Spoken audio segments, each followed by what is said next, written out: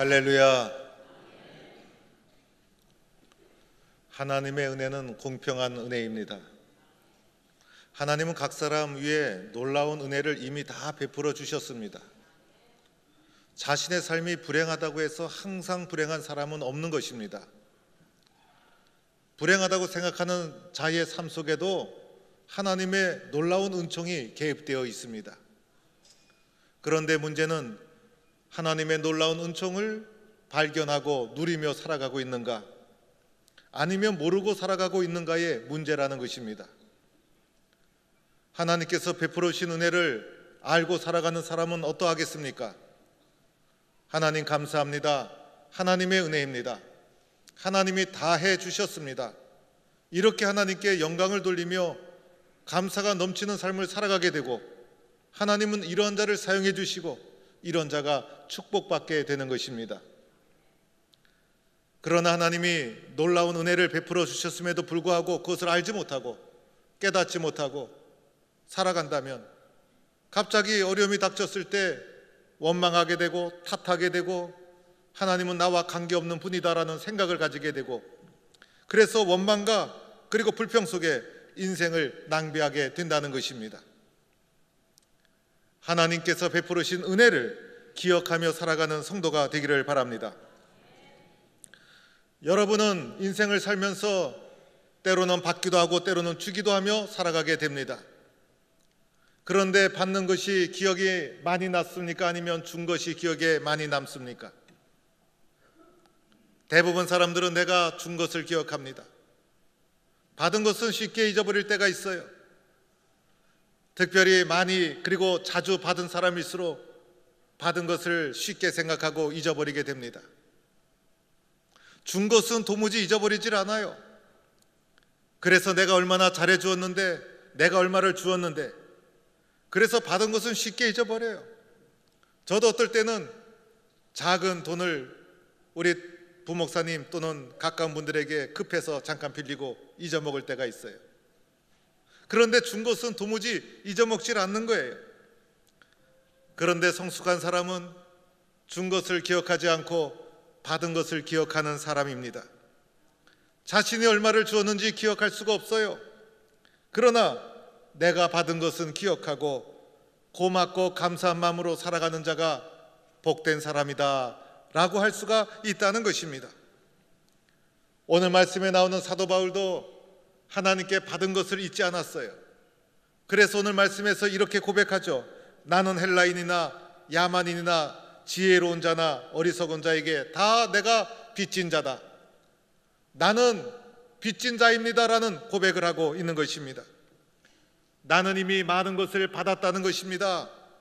그래서 그들에게 빚을 진 사람이고 그들을 향해서 책임과 의무가 있는 사람이다라는 빚진 자라는 고백을 하고 있는 것을 보게 됩니다. 바울은 초대교회를 세계화시킨 위대한 사도였습니다. 예루살렘에서 시작한 기독교를 사마리아, 아시아, 유럽 그리고 전국으로 세계로 전파를 해서 오늘의 기독교의 토대를 닦은 분이셨어요. 안디옥 교회에서 1차 선교사로 최초로 부름을 받아 파송을 되면서 1차 선교여행을 떠나는데 배를 타고 구브로 섬을 거쳐서 소아시아 지방, 지금의 터키 남부 지방을 전도하며 복음을 전파하기 시작합니다. 복음을 모르던 땅에 예수 그리스도의 복음을 전하기 시작합니다. 그리고 돌아와서 그것으로 끝난 것이 아니라 2차 전도 여행을 또 출발합니다. 이번에는 육로를 통해서 소아시아 지방, 지금의 터키, 중부, 북부 지역을 전도하고 심지어는 바다를 건너 유럽으로 가서 고린도, 아테네, 빌립보 지역을 복음 전도하고 돌아오게 됩니다. 이 모든 사역이 엄청난 사역이었어요. 그것으로 끝나지 않았죠. 세 번째 또 전도여행을 갑니다. 그래서 1차, 2차에 갔던 지역을 다시 한번 더듬어 잘 가면서 복음을 전했던 곳을 찾아가서 교회를 다시 한번 건강하게 세워주고, 그리고 모든 것을 돌아본 후에 다시 돌아오게 됩니다. 이것으로 끝나지 않았죠. 심지어는 로마에까지 가서 복음을 전하기를 소망했어요. 그래서 로마에 가려고 여러 번 시도를 했지만은 그 길이 계속해서 막혔어요. 나중에는 예수의 몸으로, 그러나 가장 안전한 방법으로 로마에 가서 복음을 전하게 됩니다. 로마는 당시의 세계 문명의 중심지, 많은 사람들이 가고 싶어하는 곳이 로마였어요. 그런데 바울의 비전은 로마가 끝이 아니었어요. 로마를 발판으로 해서 땅끝까지 복음을 전하기를 소망했어요. 가장 서쪽에 있는 스페인까지 가서 복음을 전하고자 했던 것이 바울의 비전과 꿈이었어요. 당시는 오늘날처럼 교통도 발달되지 않았어요. 이러한 전도 여행을 하기 위해서는 어떻게 해야 됩니까? 도보로 가든지 말을 타고 가든지, 그리고 숙박 장소도 마련되어 있지 않았어요. 음식도 준비할 수가 없었어요. 들판에서 잠을 자야만 되었어요. 때로는 매를 맞고 공격을 당하고 감옥에 갇히고 엄청난 고난의 길을 걸으면서 복음을 전했다는 것입니다. 누가 시킨 것이 아니었어요. 바울이 이렇게 고난의 길을 걸어가면서 복음을 전했던 것은 그의 심장 속에 나는 빚진 자입니다, 나는 빚진 자입니다, 빚진 자의 심정이 뜨겁게 타오르고 있었기 때문이었어요. 여러분, 우리는 인생을 살면서 작고 큰 빚을 져본 적이 있을 거예요. 빚을 지고 나면 어떻게 됩니까? 그 빚을 갚아야 된다는 것이에요. 정상적인 사람이라면 빚을 얼른 갚으려고 하죠.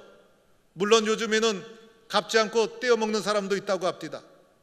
그래서 빚을 진 사람이 도리어 두 다리 쭉 뻗고 잠을 자고, 그리고 빌려준 사람은 그것을 받지 못해서 안절부절하면서 살아가는 사람도 있다고 합니다. 그러나 정상적인 사람이라면, 그리고 정직한 사람이면 빚을 갚아야 되는 거예요. 그 빚을 빨리 갚아야 되는데 어떻게 그 빚을 갚을 수 있을까? 그런 마음을 가지는 것이 정상적인 마음이라는 것입니다. 그런데 바울이 진 빚은 도대체 어떤 빚일까? 바로 복음의 빚을 졌다는 것이에요. 오늘 말씀, 바울이 진 복음의 내용에 대해서 설명하고 있습니다. 사도 바울은 이렇게 말하죠. 나는 복음을 부끄러워하지 아니한다는 것이에요.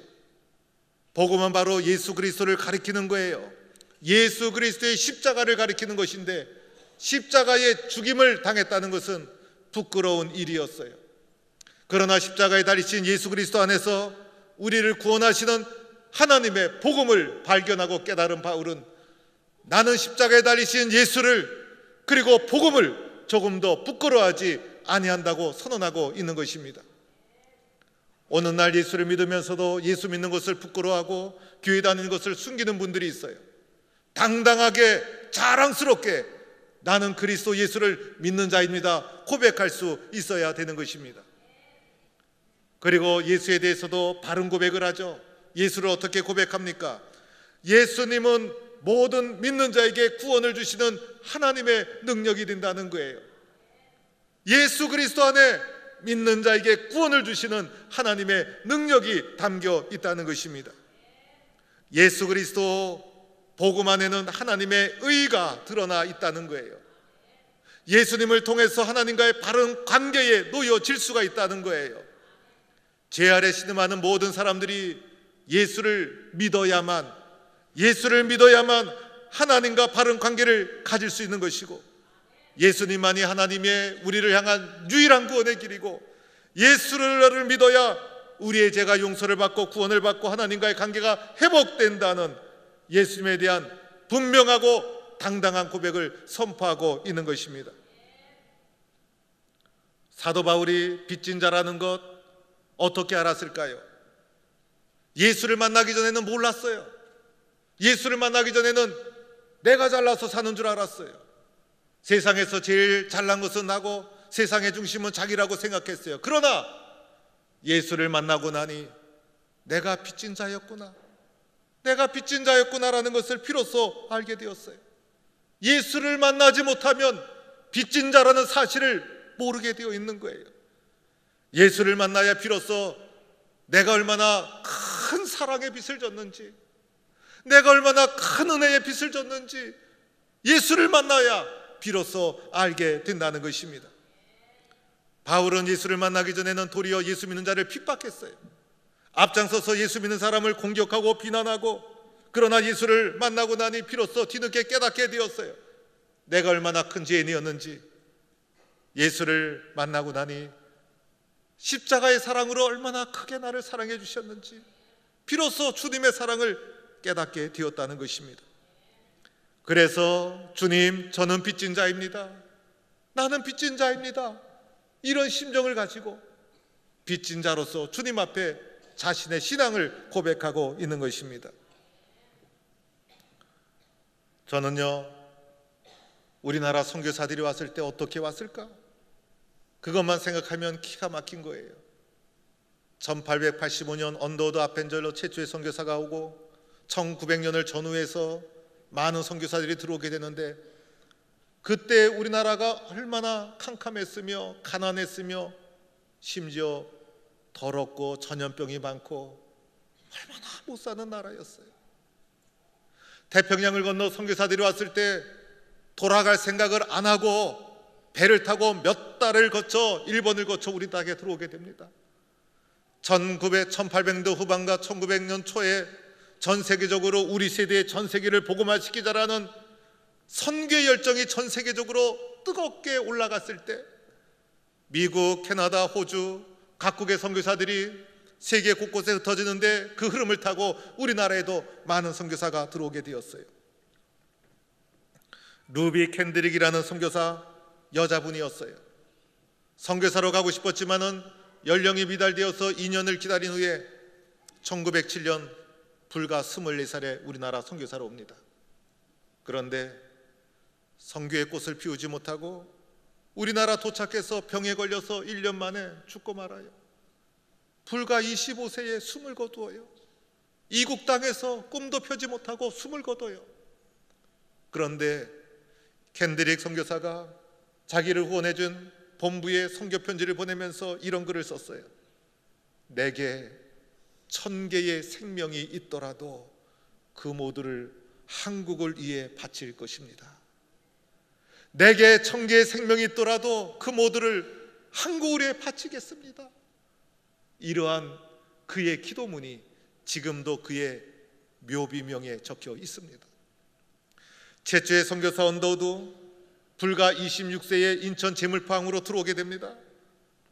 그가 본국에 도착해서 보낸 선교 보고서에 나오는 기도문이에요. 주님, 지금 아무것도 보이지 않습니다. 주님, 가난하고 메마른 이곳 조선 땅, 나무 한 그루 시원하게 자라오르지 못하고 있는 이 땅에 저희들을 옮겨와 심으셨습니다. 조선의 마음이 전혀 보이지 않습니다. 그리고 저희가 해야 할 일이 전혀 보이지 않습니다. 그러나 주님, 순종하겠습니다. 얼마나 캄캄했겠어요. 얼마나 캄캄했겠어요. 그런데 주님은 우리를 이곳에 심으셨다. 주님의 뜻에 순종하겠다. 언더우드 선교사의 기도 고백이에요. 아펜젤러 선교사, 언더우드 선교사와 함께 입국했는데 한 살 많은 27살, 선교의 열정을 불태우다가 군산 앞바다에서 배가 침몰되면서 숨을 거두었는데 그때 나이 44살. 대부분이 20대에 한국에 선교사로 와서 청춘을 바치고 인생을 바치고, 왜 그랬나요?